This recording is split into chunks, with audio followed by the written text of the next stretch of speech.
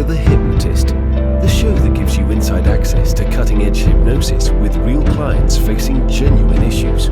Brought to you by the hypnotherapist demanded by celebrities, CEOs, and even royalty, Adam Cox. These recordings took place live from Adam's clinic in London's world-famous Harley Street. So, get yourself comfortable and enjoy today's episode of The Hypnotist.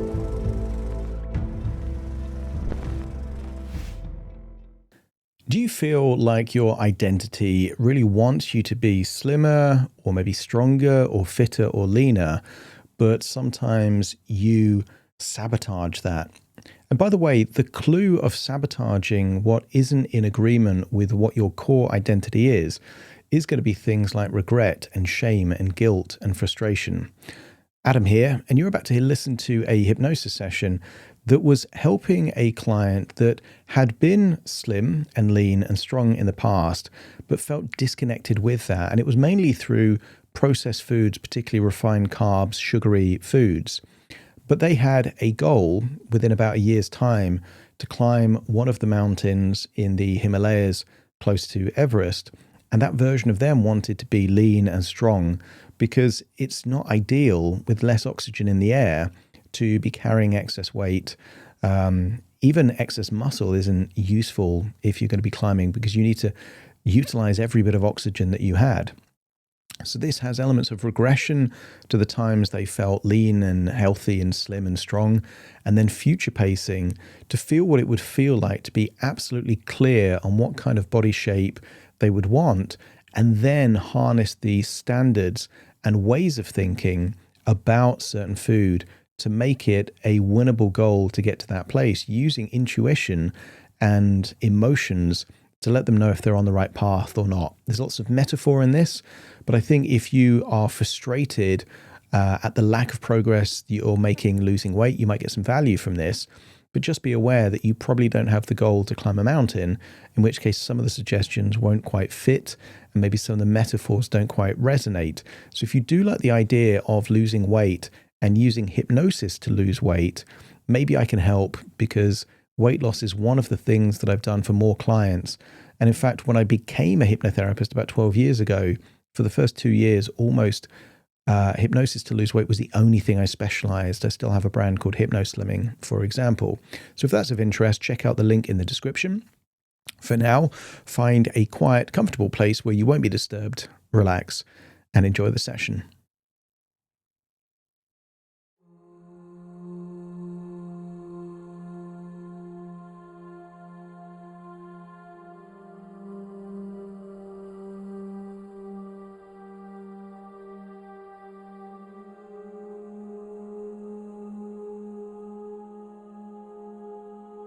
Take a deep breath in, and as you breathe in that resourceful feeling of calm and relaxation. And as you exhale, just allow any feelings of worry, stress, or tension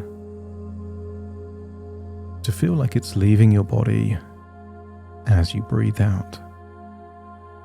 That's it. Breathing in for longer, deeper.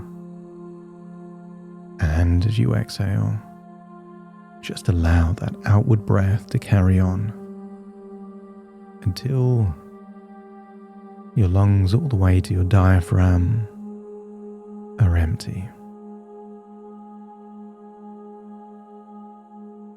And the deeper you breathe, the more relaxed you become. And the more relaxed you become, the deeper you breathe.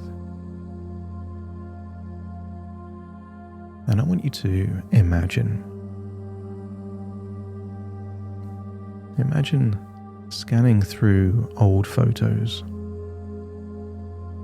And maybe it's on a phone, on a computer, or in one of those photo albums. And I want you to go all the way back 12 years ago,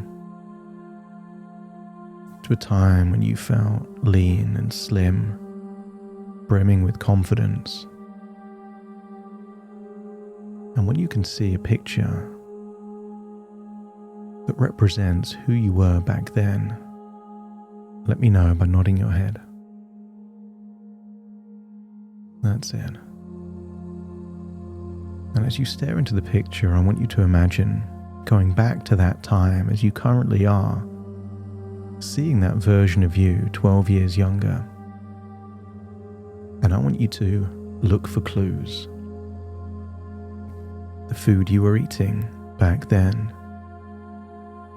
the things you would do for exercise or movement back then, things you would say yes to, things you would say no to. I want you to get a sense that that version of you didn't become that weight and that shape by luck. It was as a cause and effect. You became that shape as a reflection of your standards, your choices, your beliefs and priorities. And I want you to imagine seeing you, not on a good day where it was easy to exercise and easy to eat well. I want you to see that slimmer, leaner, fitter version of you on one of your bad days. Maybe a social occasion where there was processed food like cake or biscuits or chocolate around. And see how that version of you responded in that environment.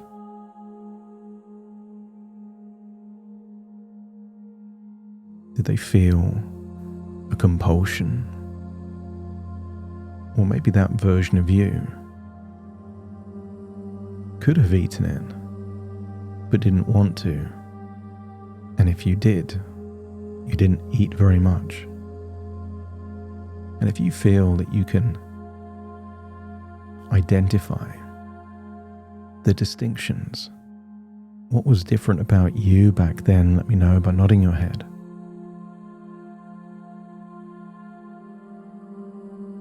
And then imagine seeing yourself at a time when you would have been on your own in front of a full-length mirror. And then step into that version of you and feel how it would feel to be that shape, that weight, that leanness, that slimness. Feel your energy levels. See your muscle definition. And I want you to get a sense that knowing what you now know, is this a desirable weight? Is this a desirable shape? Or maybe what's desirable is the confidence. Some people define self-esteem as the contrast between your current self and your ideal self. And if it's more of the emotional things like confidence and self-esteem, feeling good in your own body, even more so than the shape, let me know by nodding your head.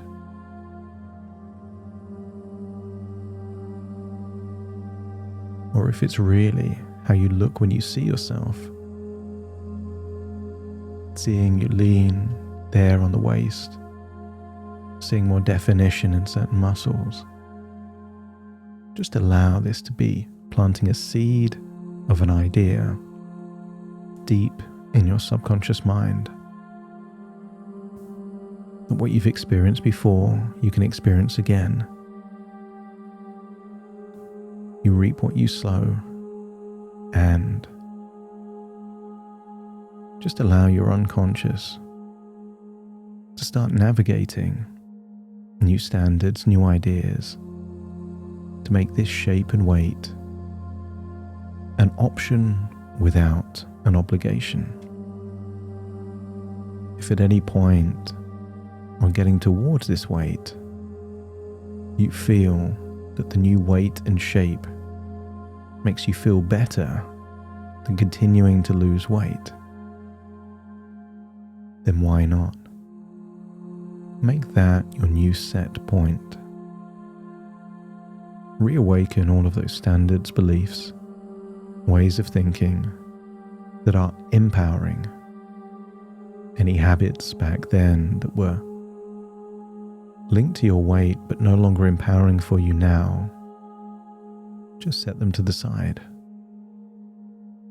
Take what's good and disregard anything unuseful. And then imagine stepping back through that picture, that photo, and now looking for a different memory where you were heavier and yet you were stronger. You were still lean, but a slightly different shape. And when you can think of a time like that, and you can imagine that memory, let me know by nodding your head. And maybe this was 5 or 6 years ago. Just imagine floating into the picture as you currently are, observing all the things you did back then. Maybe to get stronger, you were having more protein. Maybe to get stronger, you were lifting more weights. But you were still lean and fit. So just imagine seeing your relationship with refined carbohydrates and sweet, sugary foods. And if that version 5 or 6 years ago had a different standard to where you are now, let me know by nodding your head. And I want you to come to an intuitive conclusion that if you want the shape of the past, then we need to rekindle the standards of the past. Your body shape is simply a reflection of your behavior. Your behavior is a reflection of your standards. And your standards is a reflection of your self-worth and beliefs. So let's raise your self-worth. Step into that version of you, feel how you felt back then, and dial up feelings of high self-belief, confidence in your own body, your own shape, your own choices. Dial up discernment, what you would say yes to, what you would say no to. The more clarity you have, the easier it is to move forward. Imagine finding a full-length mirror. Step into that version of you. Feel how it would feel back then. And I want you to create a hybrid in your mind. All the things you like about this body shape, combined with what you like about that previous body shape. And maybe what your unconscious truly desires is somewhere in between. Not quite so light, but not quite so strong. And when your unconscious morphs that reflection into the most desirable, feasible body shape that you crave right now, let me know by nodding your head. I want you to imagine taking this image of you and now placing it in your future. Maybe 10, 11 months into your future. I want you to imagine you're in a place on a mountain and you're getting ready. Maybe you've had that early morning shower, but not yet breakfast. And before you put on those clothes to hike and walk, imagine there's a full-length mirror. And imagine now it is yourself in your future seeing that body shape looking back. Not your past anymore, now your future. And your unconscious mind knows exactly what it will take to make this body shape inevitable. And your unconscious will communicate to you through your emotions. Maybe as a child you remember that game, hotter or colder, where someone would hide something and then they would say, "You're getting warmer," if you were getting closer, and "You're getting colder if you're further away." From this point onwards, your unconscious mind will let you know if you're getting closer to this future body shape. When you feel self-pride, when you feel a sense of accomplishment, when you feel better turning down some refined processed carbohydrate than saying yes to it, and that feels good. Those good emotions let you know that you're gravitating towards this future body shape.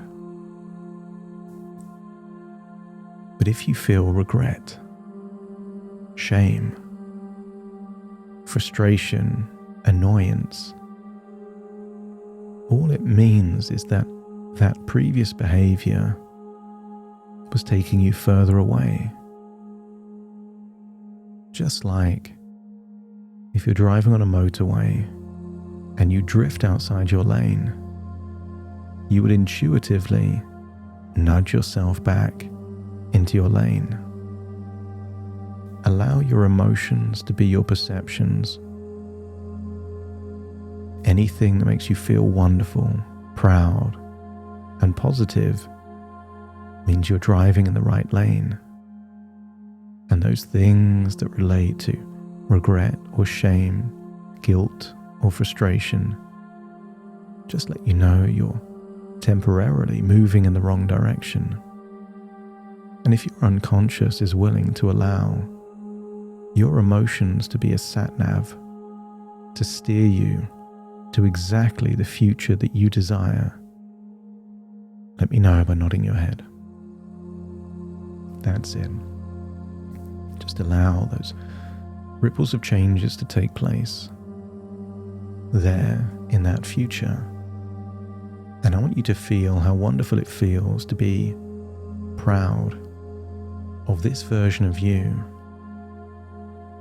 that has earned their place, that is deserving to be there. They say the journey prepares you for the destination. The more disciplined, dedicated, and consistent you are between now and then, the more you will enjoy the experience when you get there. Breathing in, breathing out, just imagine wearing whatever clothing is appropriate to be on that mountain. And then imagine leaving that place, coming out the door, and then imagine seeing this incredible mountain range of the Himalayas, the deep stillness of Nepal, and maybe you can identify a very specific mountain. I want you to imagine seeing the scale, the size there of Burunsi. And maybe you can see almost a summit approaching 7 kilometers there up into the sky. White, ancient, quiet, air thin, crisp and pure. Just imagine this is what you've been waiting for. To test this body that you've been building, shaping and creating. Because the air on this mountain is the kind of air that a strong, healthy, lean body thrives in. Imagine walking there where snow is crunching beneath your boots, where the world feels simple here, uncluttered, honest, clean. And I want you to get a sense that this mountain represents the journey that you're on. You will be tested. You will be challenged. And as you step forward, feel the body that you are becoming. Light, fit, steady. The version of you that climbs mountains and respects their body, like an athlete respects their gear. And with every slow breath, the noise of old habits fades, and you turn your attention inward, toward your heartbeat, toward your intention, toward who you choose to be. You don't have to do something challenging and difficult. You're choosing it because that's who you are at the identity level. And who you are at your core identity doesn't even want these refined processed foods. That's just an echo of your past. Food that children eat. Food that people with no discipline, dedication, or willpower eat. I want you to feel that the whole idea of processed foods made in laboratories, injected with chemicals, sold through commercials, presented in packaging with offers and discounts, all feels a bit gross to you. You'd much rather have real food, real meat, real vegetables, real fruits. The processed stuff just feels a bit gross. Just imagine reaching some camp, maybe a tent still in the wind, surrounded by endless snow. Imagine lying down inside. Maybe you've got a big coat or a warm sleeping bag. And outside, the gentle rumble of the mountain is like a lullaby.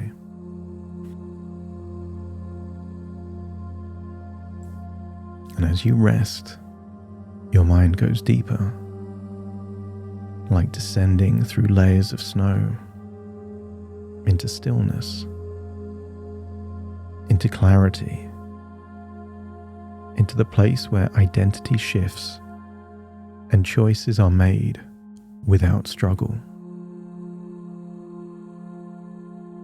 Because a year from now, you will climb this mountain. And the version of you who does is not interested in sugary processed foods. Not because they're forbidden, but more because they're simply irrelevant beneath them. Too small for someone with goals this big. This identity that's leaner, lighter, more confident. This identity pulls you forward. You don't need to force discipline. Just lean more into who you are at your core. And each time you turn down something sugary, processed and pointless, it feels like a vote for that real identity. A vote for that lean, strong climber. A vote for the leader. A vote for the version of you who stands on stages and feels powerful and proud. And every vote builds momentum. This isn't about one decision once. This is about thousands of decisions day after day. Decisions where old cravings lose their grip now. You don't fight them. You observe them. And you label them accurately. Because a craving isn't hunger, it's withdrawal. It's a residue of a substance you're choosing to let go of. And you can think of these processed foods filled with additives and flavorings and sugar as like the cigarettes of food. And just like cigarettes, sugar creates a craving only when it's fed. And each time you feed it, it returns stronger. And each time you ignore it, it weakens. And you realize something sharp and empowering. What if cravings are a sign that you're winning? A sign that you're detoxing? A sign that your body is recalibrating? And if you ever slip, if you do have that binge or an echo of old behavior, so what? You don't need to spiral. There's no all or nothing collapse. You now know the truth. You are never more than 4 days away from being free again. 3 days of alignment leads to a 4th day of clarity. 3 days of clean choices leads to a 4th day of easy choices. 3 days of identity over impulse leads to the 4th day where you become that identity and the behaviors flow naturally from it. Because on the 4th day, your body is fully reset. This wipes the slate clean of historical shame, regrets. Because shame and regrets are only fuel for the cycle. This is the cycle you are breaking. From now on, your emotions act like lane markers on a mountain road.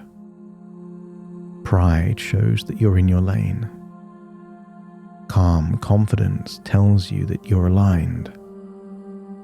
And shame, regret, or frustration are just signals that you drifted. You lost your way from the path temporarily. But no drama, no collapse, just nudge back to the path that leads you to becoming the version of you where you feel most aligned, most congruent, most happy, the real you. When you've taken a trip, a fall or a stumble on a mountain, that wasn't a reason to quit. It was a reason to get back up. And the next 10, 11 months are like climbing a mountain. If you fall, you get back up again. But one stumble is not a reason to slide all the way back to the beginning. And what if the festive season, or any special occasion of celebration,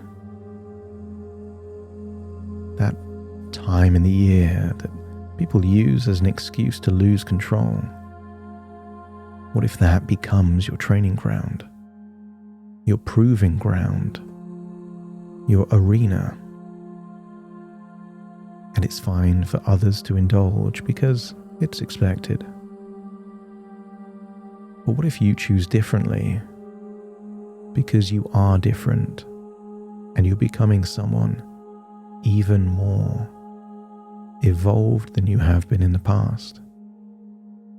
What if this season is the perfect time for you to establish a new relationship with food? Because if you can raise your standards here at any other time of the year, it's easy in comparison. Each good choice adds to your streak, like another day on the mountain. And one imperfect choice doesn't break the streak. It's just like missing one day of doing something and getting back on track when you remember. A slip is just a blip, not a fall, not a failure, and certainly no reason to undo all of the wonderful progress. I want you to imagine observing that future version of you getting to your destination. Maybe it's the peak.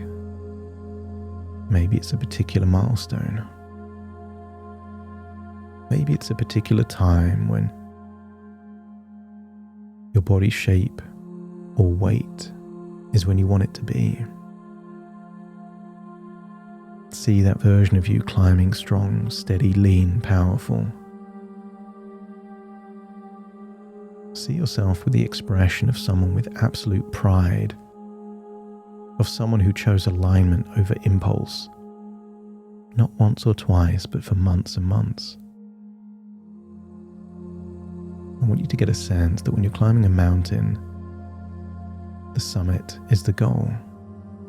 Your summit is that version of you saw in the mirror nearly a year from now.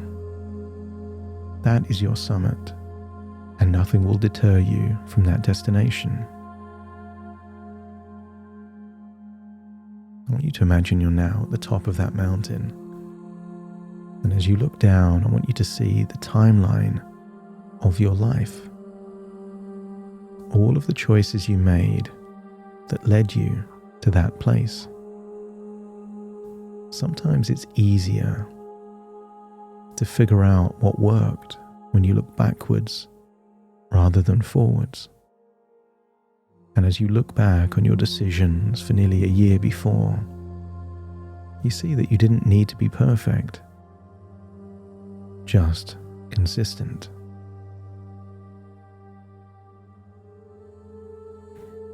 And as you tap into that insight, the strategies, the standards, those habits, feel a wonderful feeling. Doesn't it enhance accomplishing this challenge to know that you've also accomplished another challenge? One enhances the other, which then enhances the other. You're not pretending to be someone better. You became someone better, one choice, one day at a time. I want you to get a feeling that you have now unlocked all of the resources necessary to become who you want to become, to raise your standards, and to align with feelings of pride and accomplishment, whether that's climbing a mountain, eating certain foods, or speaking on a stage. The future version of you is a future where you do more of what you want and less of what you don't. It's time to leave this place. So take a deep breath in through your nose and out through your nose. Wiggle your fingers, wiggle your toes, connect and calibrate into the here and the now. As I now count from 1 to 10 to awaken you, you will awaken feeling empowered, resourceful, a sense of clarity, and reading your emotions to know which path to follow, starting to count. 1, 2, 3, waking up. 4, 5, 6, more alert. 7, 8, open your eyes, open your eyes. 9, 10, wide awake, wide awake, wide awake.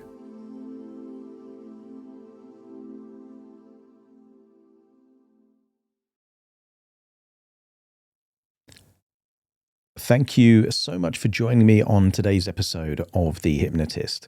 If you've enjoyed this episode or got some value from it, please give it a 5-star rating and review.